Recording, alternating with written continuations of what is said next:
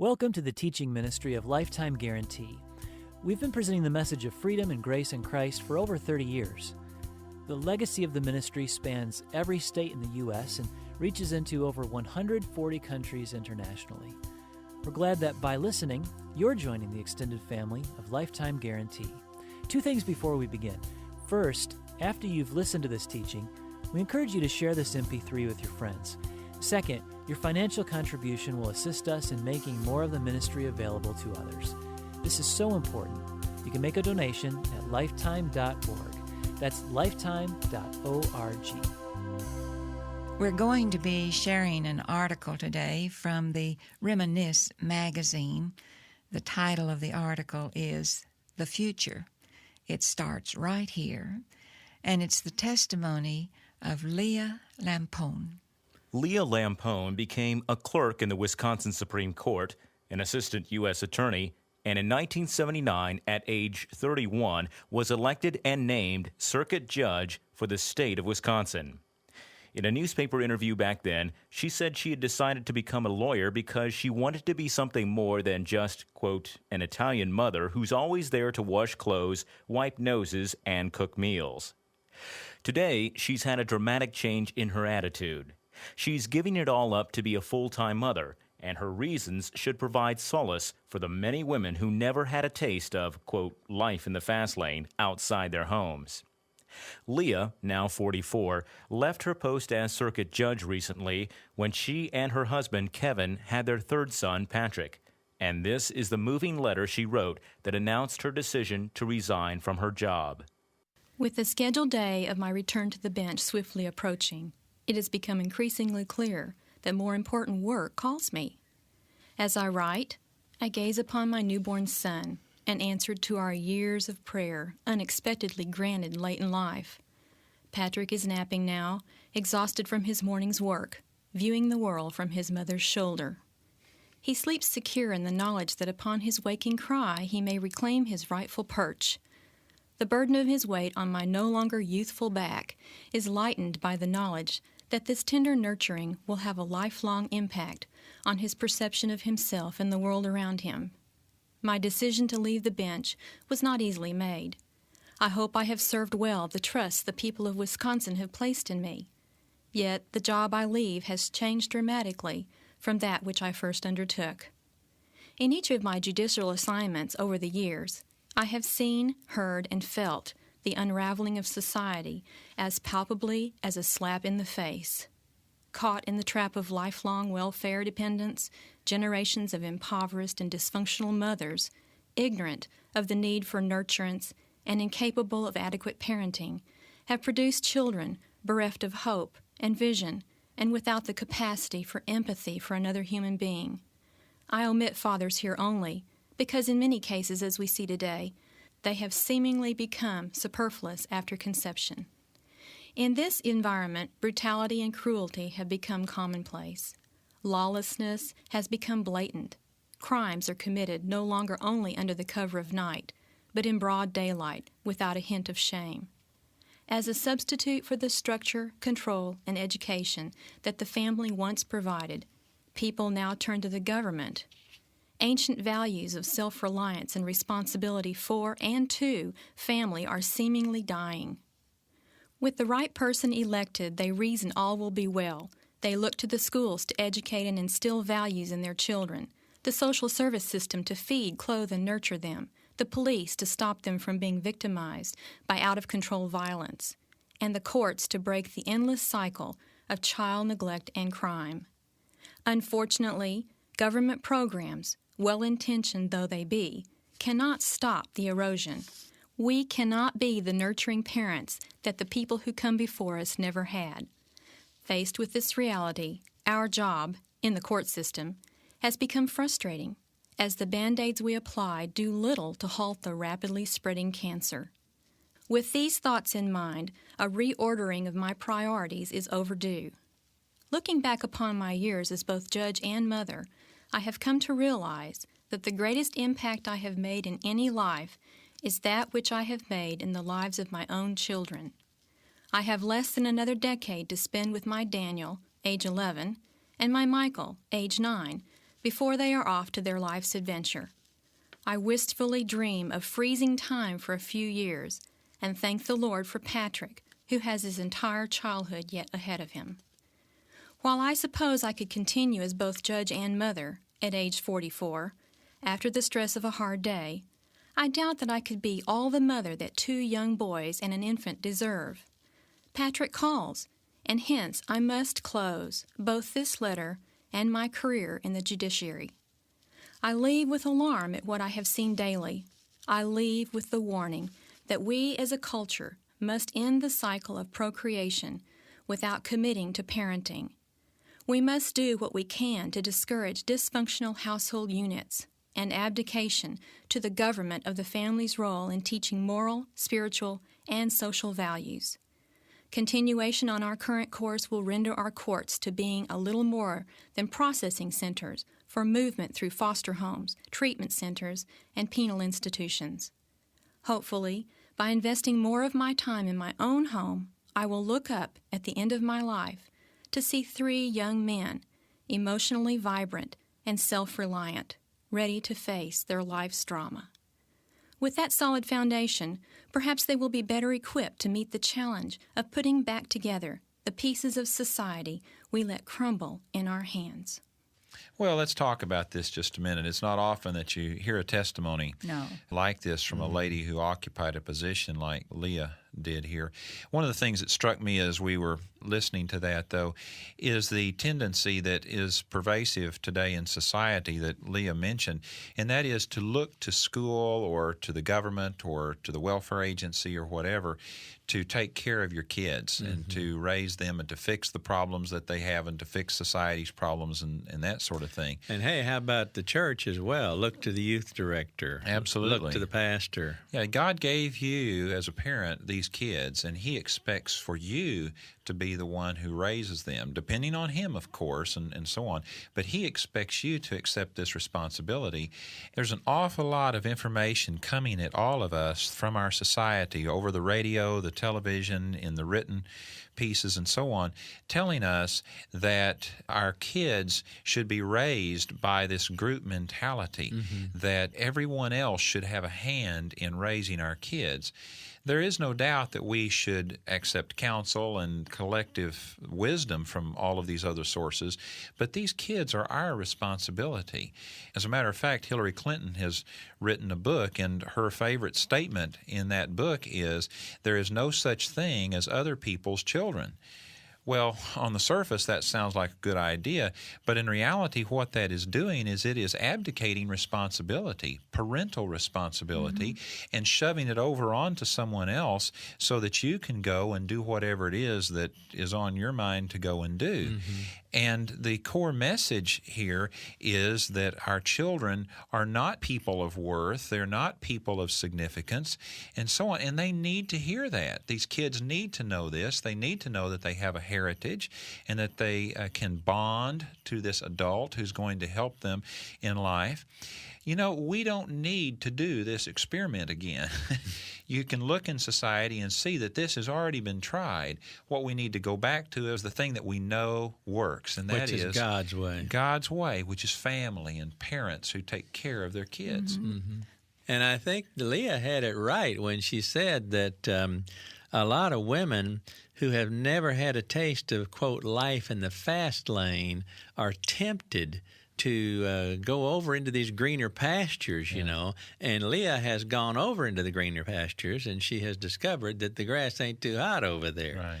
And this, I think, is a lot of what the devil uses. He dangles the greener pasture thing in front of all of our eyes, and that's one of his favorite ploys. You know, he said the same thing to Eve, you know, has God said that you shouldn't eat of that tree over there, da-da-da-da-da, meaning, hey, you'd be a whole lot better off if you'd go over there and sample that. God's trying to cramp your style.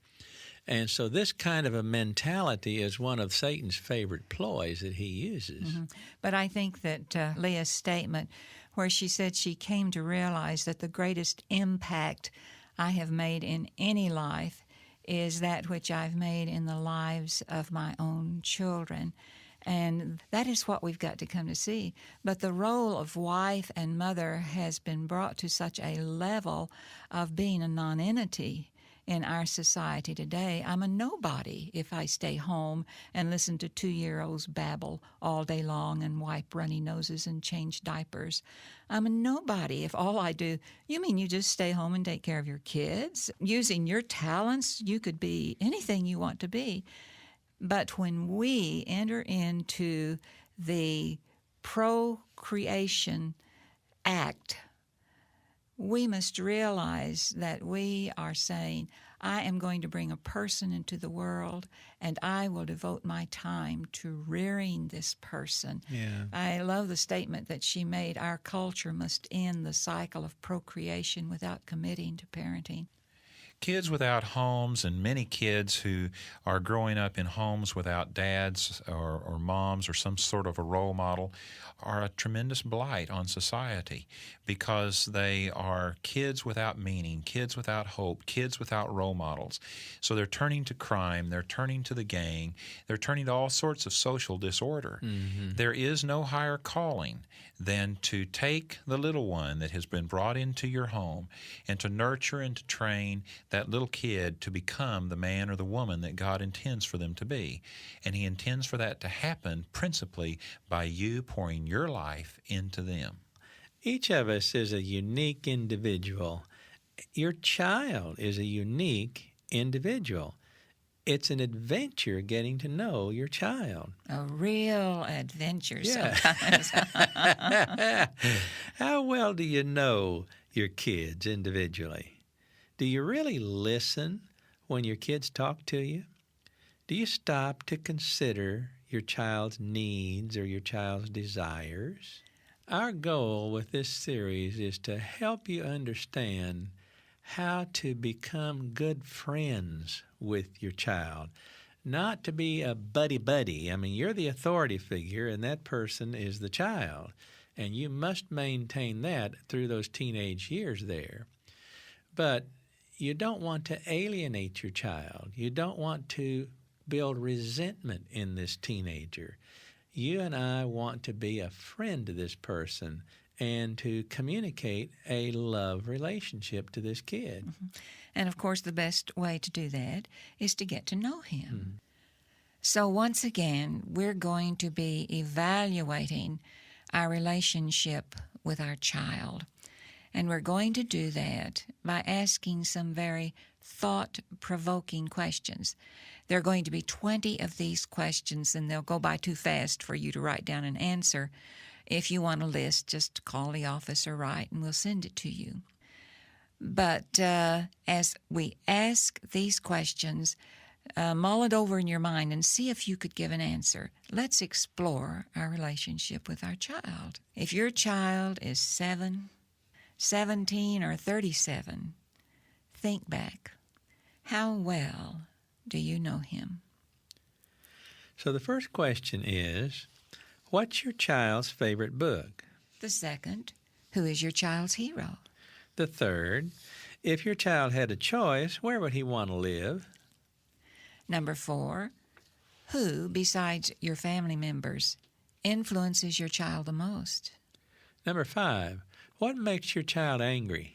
Number 6, what brings great happiness to your child? Number 7, if your child had $20 to spend, how would he spend it? Number 8, what is your child's favorite food? Name 3 of them. Hamburgers, hamburgers, and hamburgers. You forgot French fries. 3 hamburgers. Number 9, who's his best friend? Number 10, if your child could make the choice, where would the family vacation be this year? Number 11, what's his favorite spectator sport?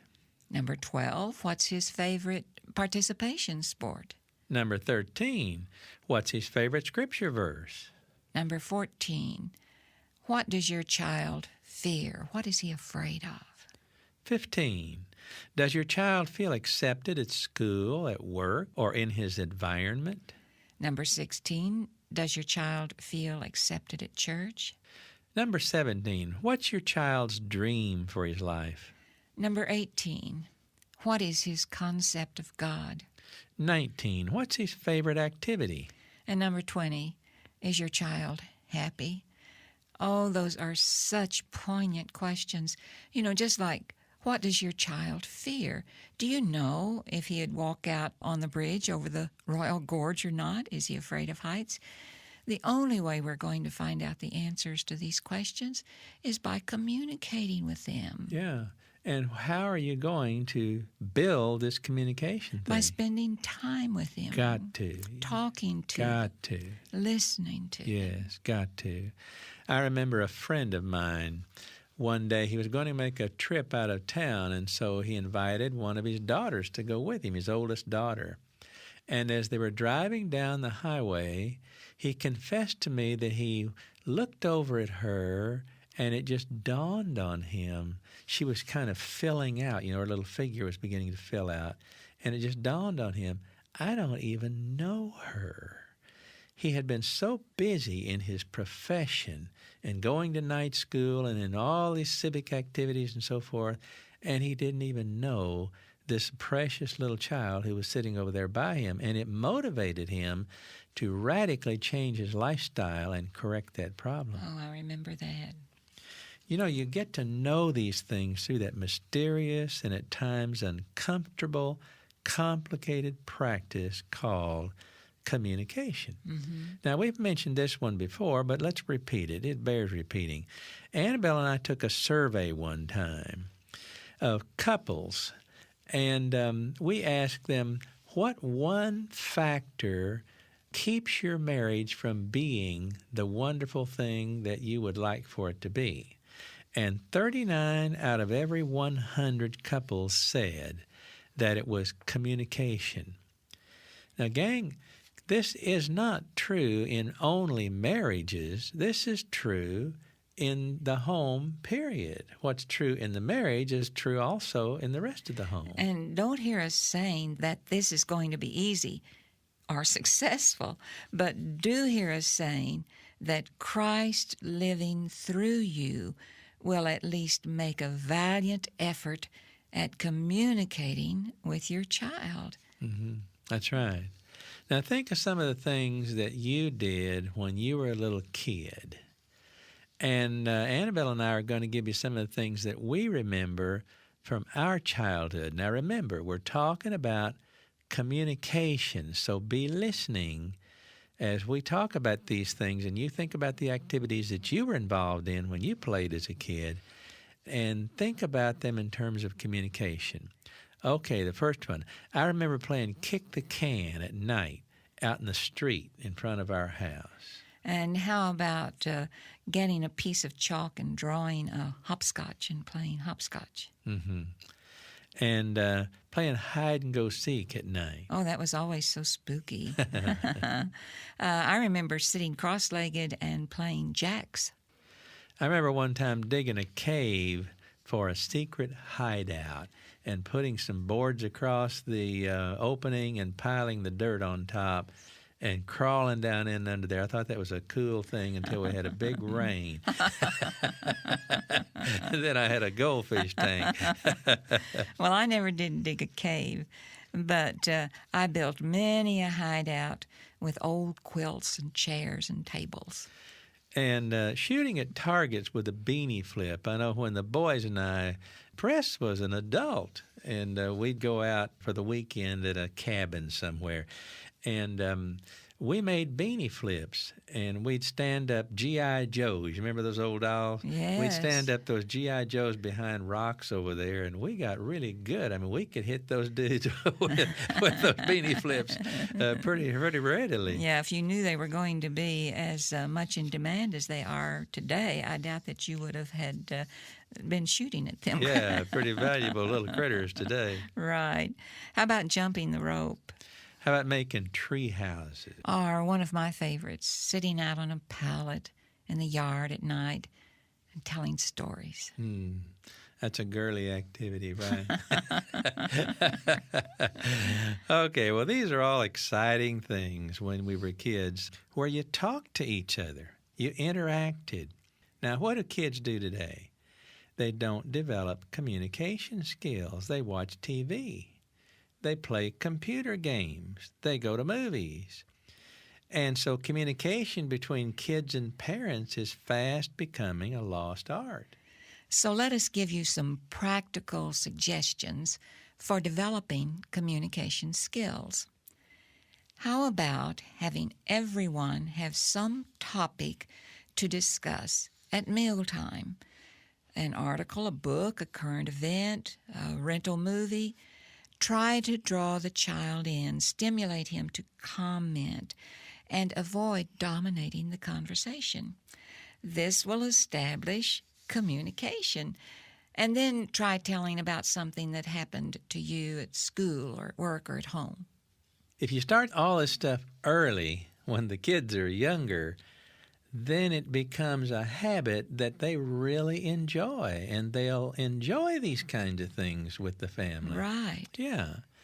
You can have a remember when evening and maybe look at the old photo albums and slides and so forth and tell them up front what your agenda is. And you may have to prime the pump a little bit, like take them out to their favorite haunts and so forth and pork them out.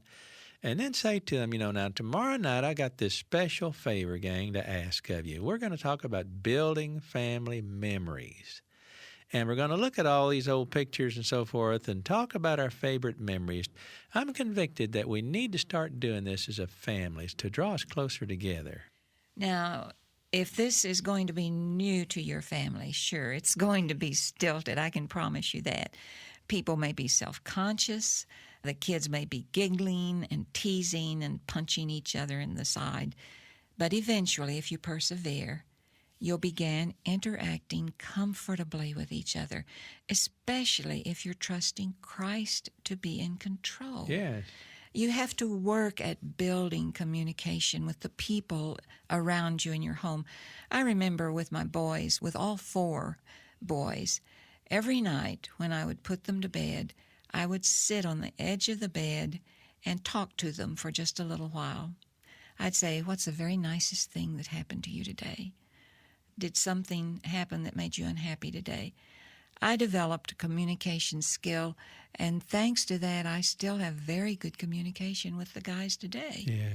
Now, why are we stressing this? What part does this play in the lives of our kids?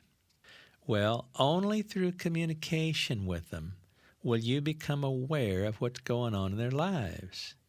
And you need to know what's going on inside that head of your son, of your daughter, so you can expose the enemy to them, so they'll have weapons to fight with, so they'll know who they are and experience the power that they have living within them to live through them to give them victory in life.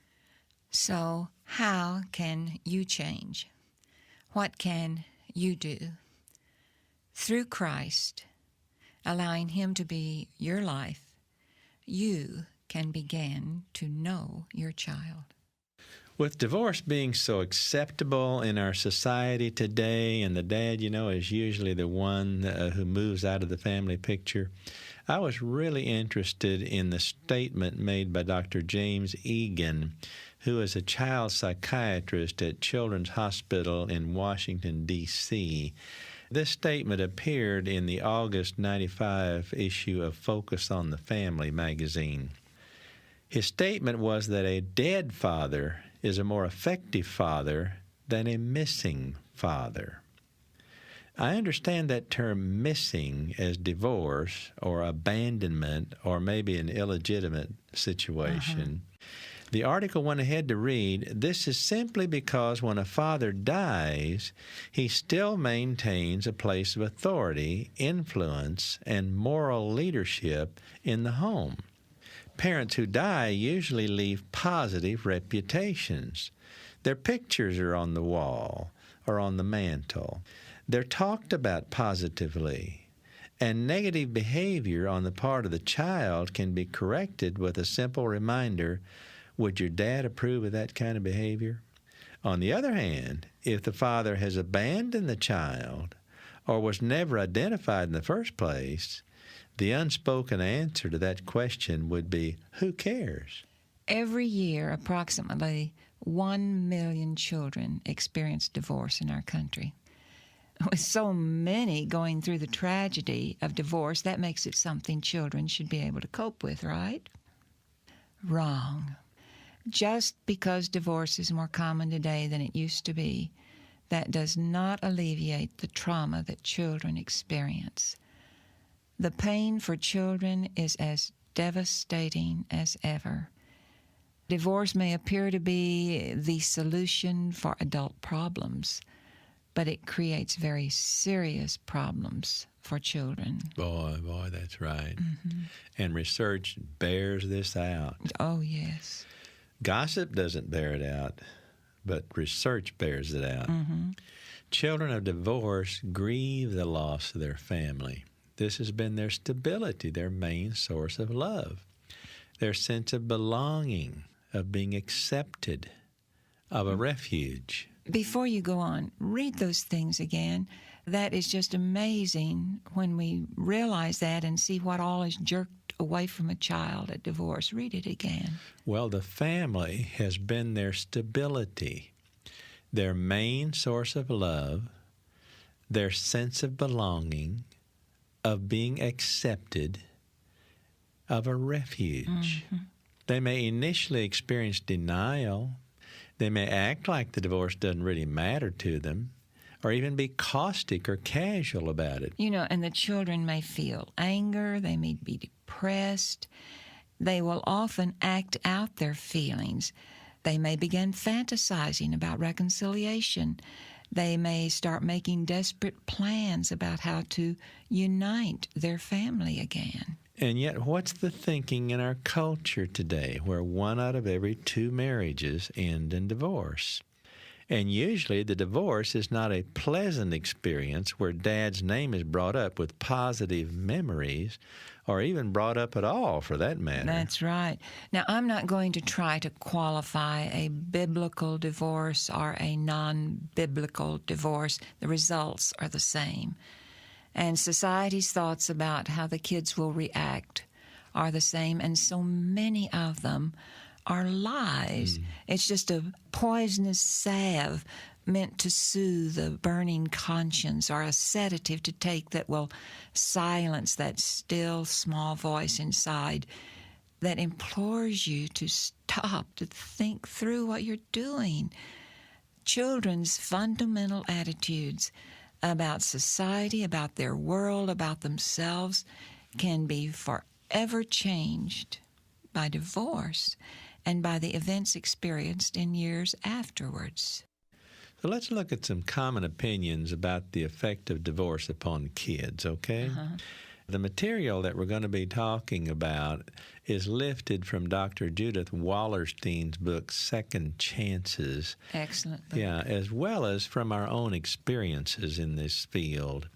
It consists of general opinions in society concerning divorce, as compared and contrasted with the indisputable facts about divorce and the poignant testimonies documenting its sad results on the lives of the kids.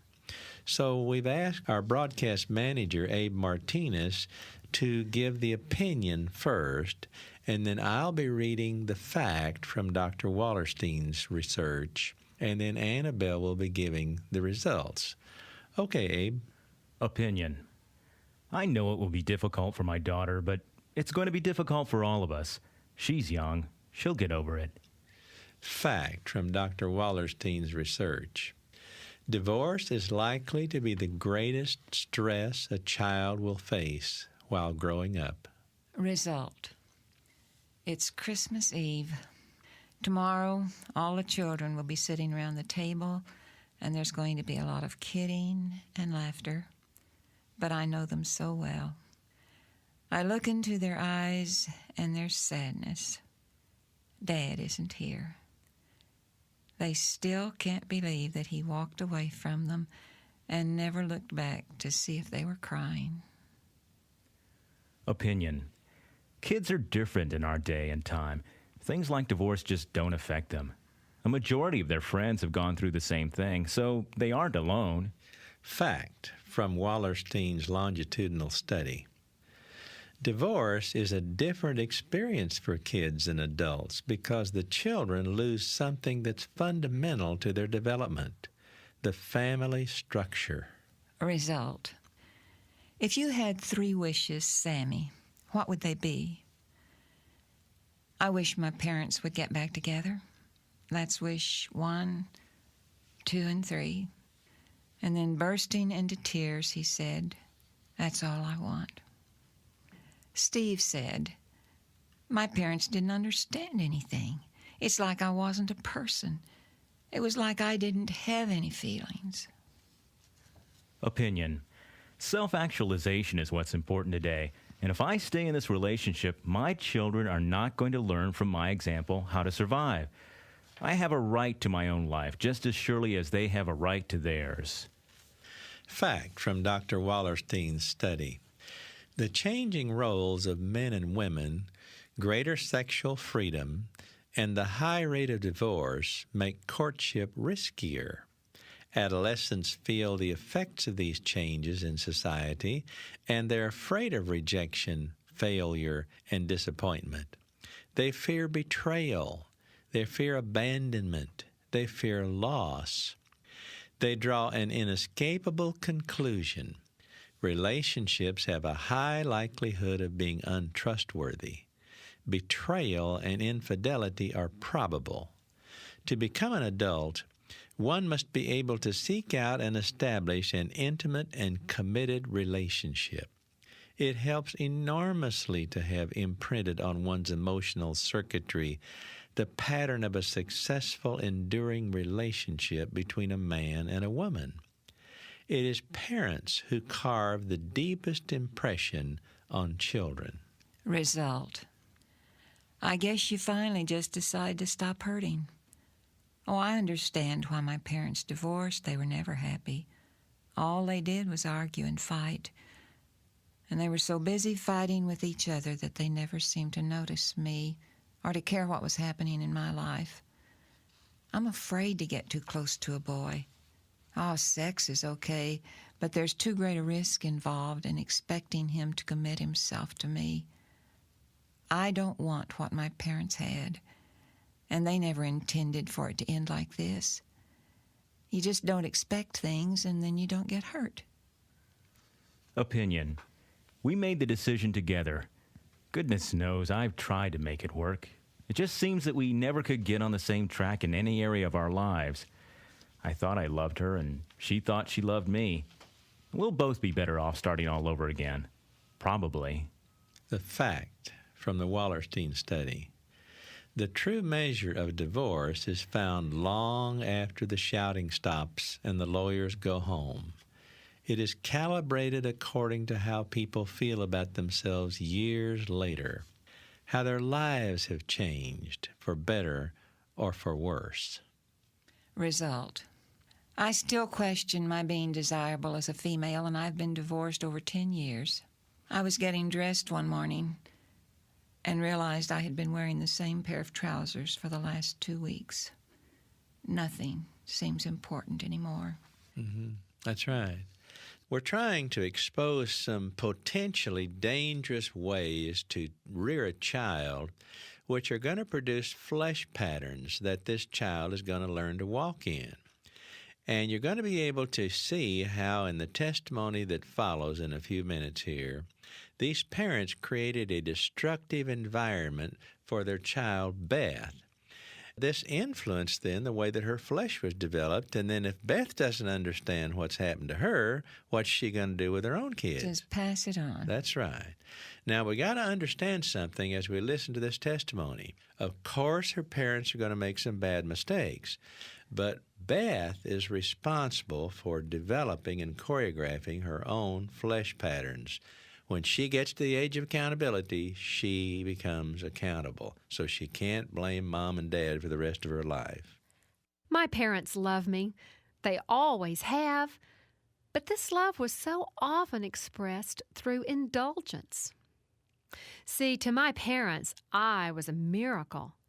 They had longed for a child for so many years, but the doctors told them that for my mother to conceive was an improbability, and to produce a healthy child was nearly an impossibility. So you can understand why I was the center of attention for my parents, for my relatives, and for a nursemaid who came daily to take care of me. The nursemaid's job now was to completely change me several times a day so that I was always spotless and presentable for company. I even had 2 pairs of white shoes, so one could be polished while I wore the other one. Now, my parents were not wealthy. My dad managed a department store, but I was raised in style. My sister Allison arrived on the scene quite unexpectedly when I was 2 years old. By that time, indulgence had already become a way of life for me. In fact, I had become so indulged that I demanded more time than one person could possibly give. So each morning, my 2 grandmothers and the nurse came at 7 a.m. to help Mother take care of me and to entertain me throughout the day. Allison and I became the center of attention for the entire family, especially at Christmas time. Since there had been no children for 20 years, a typical Christmas at our house involved grandparents and aunts and uncles and cousins who would gather in our living room while my sister and I would wait outside. Then someone would usher us in to see what Santa Claus had left. Of course, with such a crowd there, Mother and Daddy would buy lots and lots of beautiful gifts. And so we would react in such a way to make the event worthwhile. We were performing well and being rewarded with praise and with love. Can you see why I learned to spell love, perform? And with that performance, how important the costume was? Do you understand how I could believe that love was expressed through giving things? I was being patterned. Our lives changed, though, when Mother went to work. Our grandparents became more the center of our lives because of the many, many hours we spent in their care. Mother felt guilty because she worked outside the home, and Allison and I had to assume a lot of her responsibilities. This made her feel even more guilty, and she tried to make it up to us with material indulgences. Oh, if Sister or I wanted a new dress, all we had to do was to bring several home from the local dress shop and take our time choosing which ones we wanted to keep. My parents were overly protective. For example, I was never allowed to spend the night with friends. Surprisingly, though, when I was 15 years old and started seeing Troy, my parents agreed wholeheartedly. This was because he represented the son that they had never had. They loved him from the very beginning. And the indulgence that I had known all my life gradually began to include him. When Troy began driving, Daddy had often just handed him the keys to his car, a car, I might add, that was completely filled with gas, and make sure that he had extra money, if he needed it, so that he could take me out. Well, I married Troy at age 18, and we started down the road of financial reality. Both of us were so in debt to my parents, both mentally and financially, that it was a constant struggle just to please them. They paid cash for the first 2 cars we ever had. Of course, you know who picked them out. Dad. They financed the remaining 2 years of Troy's college education at the same time, I might add, that they were sending my sis to college and her husband through a technical training school. Oh, I can look back now and see how hard I tried to please my parents. They never missed an opportunity either to remind me of all the sacrificing that they had done so that we could have the very best. It was an endless chain of me trying to perform to impress them. Then they would buy something big for us or for one of our children. Then we would feel guilty over allowing the indulgences, which not only affected us, but our 2 children as well, so we would perform for them even more. I had been so deeply patterned for approval from others and from myself through performance and appearance that this became a tool Satan used when I went to work as a real estate agent. Success came early. The more houses I sold, the more attention I got from my family and from the public, too. Well, I became very successful in my work, and then I began the vicious cycle of indulgence. I bought my children gifts, kept my husband overly supplied with expensive clothes. I even bought my parents expensive gifts. The more I worked, the more I had to spend. So, the more I worked. The anger and the guilt began to build inside my husband because I was now making double his salary, and I was never at home. I wasn't selfish. I was just loving people the only way I ever knew how to love. So, just as my parents had worked so hard to give me everything, I now followed the same pattern with the ones that I loved the most. I was now the one choking others with indulgence. Finally, my parents went down financially. The same month, I might add, that my husband decided to leave, and he filed for divorce. His final words to me were these: "I don't need you." For a little girl who was raised to have everything her heart had ever desired, the world came tumbling down. The desire to work, well, it was gone. The pain it had caused greeted me every time I walked out that door. There was no one to indulge me now, even by wiping the tears away the many nights I cried myself to sleep. During the day, I struggled to give my children the only thing they had left of me: my love and my time. I came at last to the end of my resources, to the end of myself, my plans, my way of doing things. Only by walking with Jesus, one day at a time, have I found true contentment and peace. My faith and my security now rest solely with Him. As I have continued to work in the depressed real estate market, I have found that He meets all my needs. My desire as a mother is to have my children identify with indulgence, not as a self-trip of worldly possessions, but with the indulgence of unconditional love that only Jesus Christ, through me, can give. Now, if you can identify with that, don't get discouraged or defeated. Now, you're absolutely right. You're not going to overcome this problem with the traditional message of, well, ask God to help you. But what is going to overcome it is if you understand how to let Christ who lives within you express His life through you. And if you don't understand that, please call our office so you can get a catalog of our materials which will help you understand how to pull this off. Beth's parents loved her. They didn't intend to bring the unhappiness into her life that resulted from her flesh pattern of indulgence. They did the best they knew how to do. That's the reason we hope and pray that you're listening, so that you will be able to do the right thing as you rear your children. Hopefully, you will have seen and recognized what you're doing if you're making the same mistake that Beth's parents made, smothering her with indulgence. And you will talk to your child about it and stop it before it destroys his life as it did Beth's.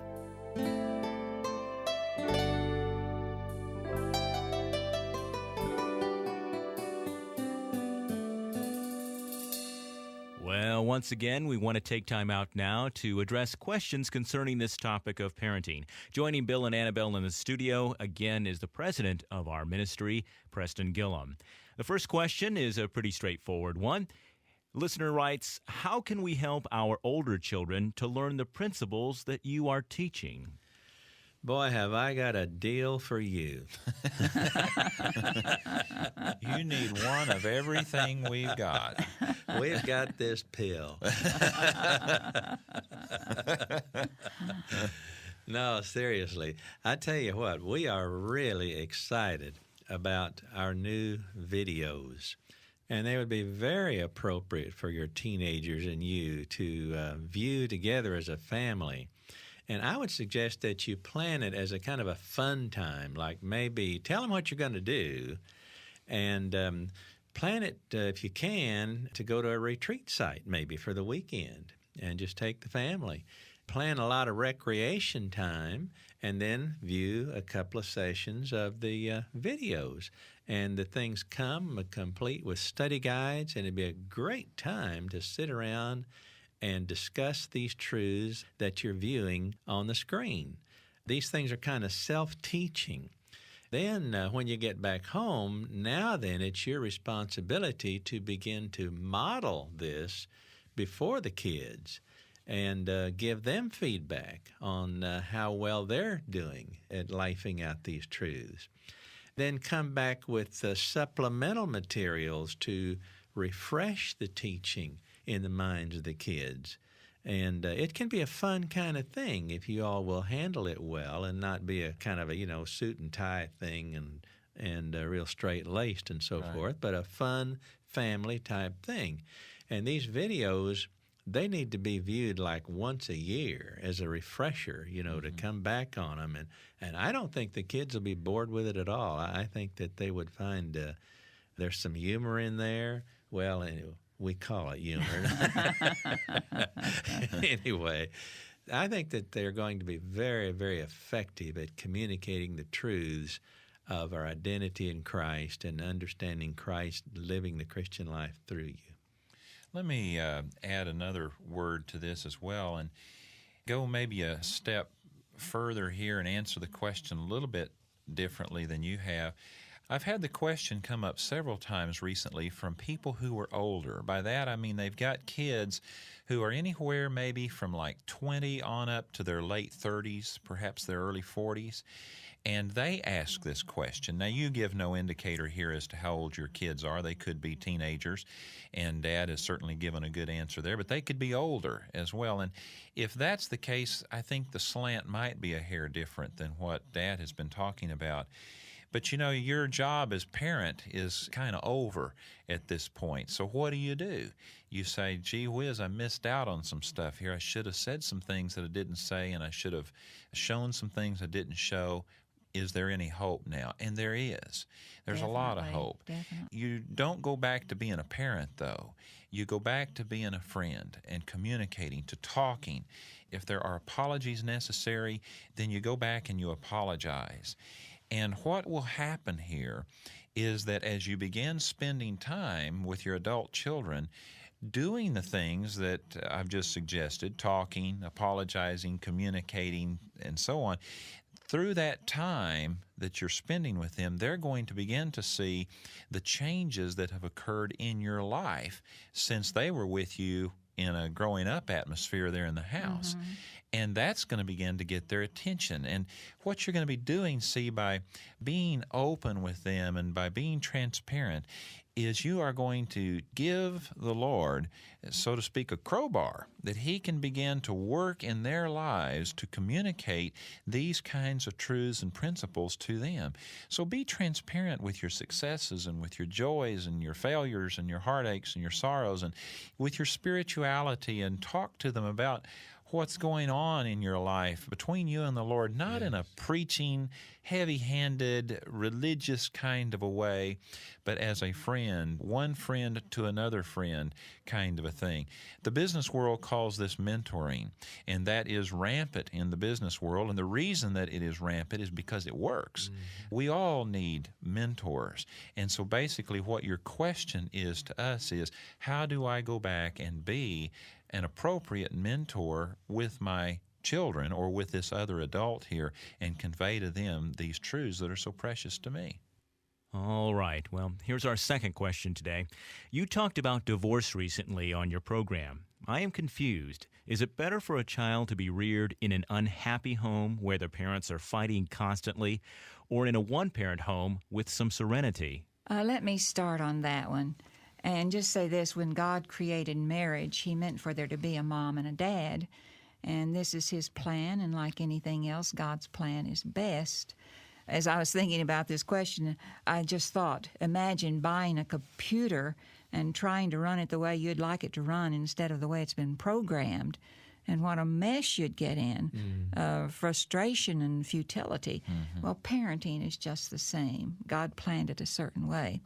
You know, I was reading the other day, let me share some statistics with you from research that was done by the federal government on single-parent homes. You say a home where there is a single parent, but with some serenity. It says that 90% of all homeless and runaway children come from single-parent homes, that 85% of all youths incarcerated in juvenile jails come from single-parent homes, 75% of adolescent patients in chemical abuse centers come from single-parent homes. 71% of all high school dropouts come from single-parent homes. 71% of teenage pregnancies from single-parent homes. And 61% of youth suicides come from single-parent homes. Hey, when you bring a child into the world, you are responsible for that child. And you need to work on your marriage that it might be the nurturing factor that will bring this child into the ability to face life.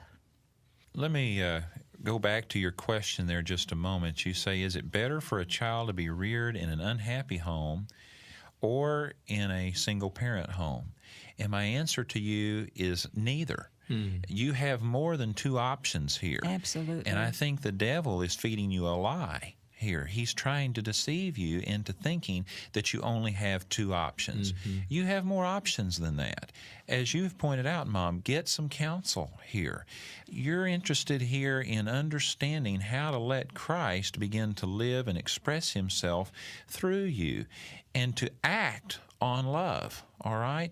Love is something that is not necessarily a feeling. It is something that you are called to by God. You are to act on that love. Whether you feel love or not is irrelevant at this point. You act on the love, and then you raise your kids in a home that is filled. Now, notice the things I'm going to list here. I'm not going to list feelings of love.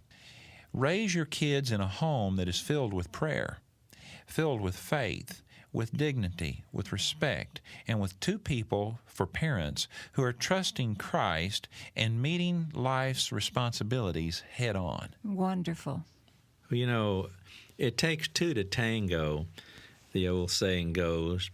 And it also, I think, takes two to best model the Spirit-filled life in a home, to model that life for the kids that are growing up in that home.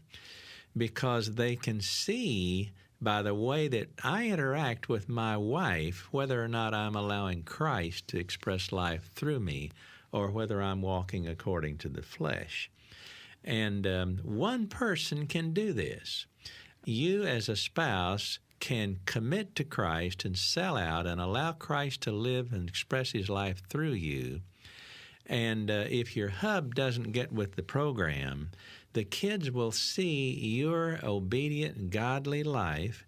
They'll also see you at times confronting your husband very courteously, but nevertheless confronting in godliness the way Christ confronted.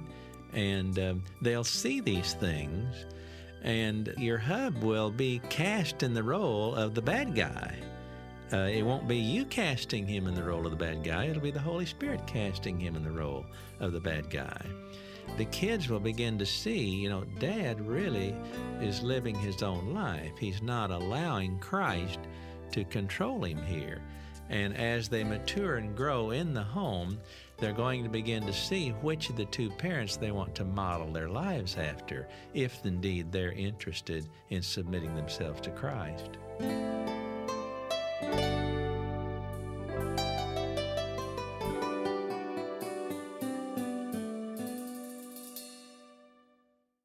We hope you've been encouraged by the teaching ministry of Lifetime Guarantee.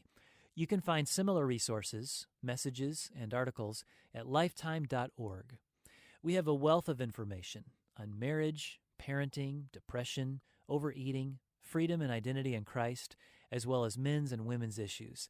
You'll find a complete catalog at lifetime.org. 2 quick reminders before we conclude. Feel free to share this MP3 with others, especially those you know who might need it.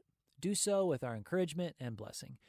And we would sincerely appreciate your financial assistance in making the ministry available to more people. Just go to lifetime.org and you'll find a secure way to support Lifetime Guarantee on the homepage. And finally, we pray God's blessings for you.